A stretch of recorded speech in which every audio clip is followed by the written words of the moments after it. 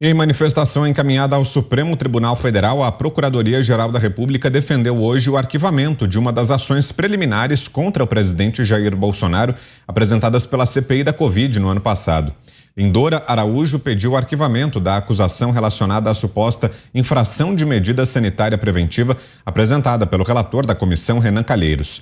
Segundo a vice-procuradora, as convicções de Calheiros tiveram caráter eminentemente político e foram baseadas em elementos probatórios frágeis.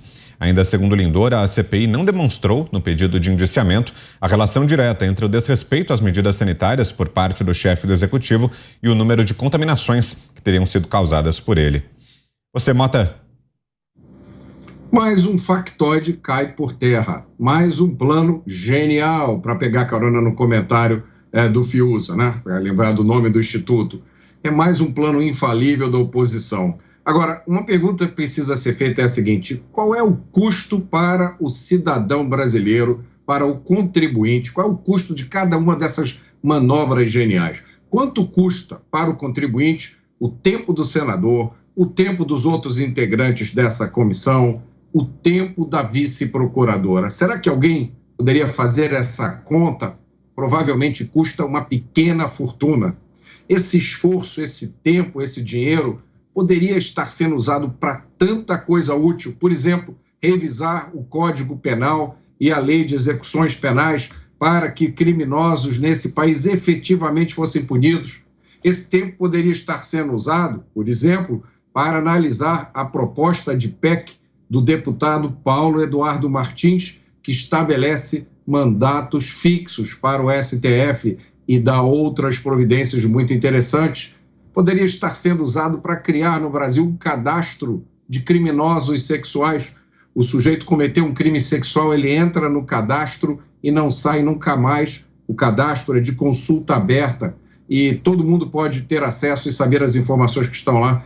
Esse tempo poderia ser usado para a reforma tributária. Há tanta coisa melhor para fazer com esse tempo do que ficar tentando derrubar a qualquer custo, de qualquer jeito, um presidente popular, eleito democraticamente e que conta com o apoio da maioria da população. Olha, o recado para essa turma é: para, porque já está ficando muito feio. Você, Fiuza, em 1 minuto e meio, nos dias dessa manifestação da PGR.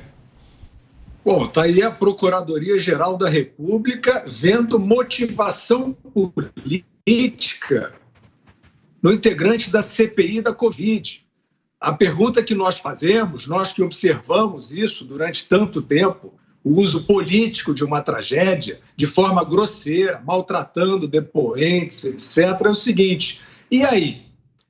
A punição para esses que usaram a instituição do Senado da CPI para fazer política é isso que está reconhecido agora pela Procuradoria-Geral da República. A gente quer saber, então, se esse desvio de função vai ser punido.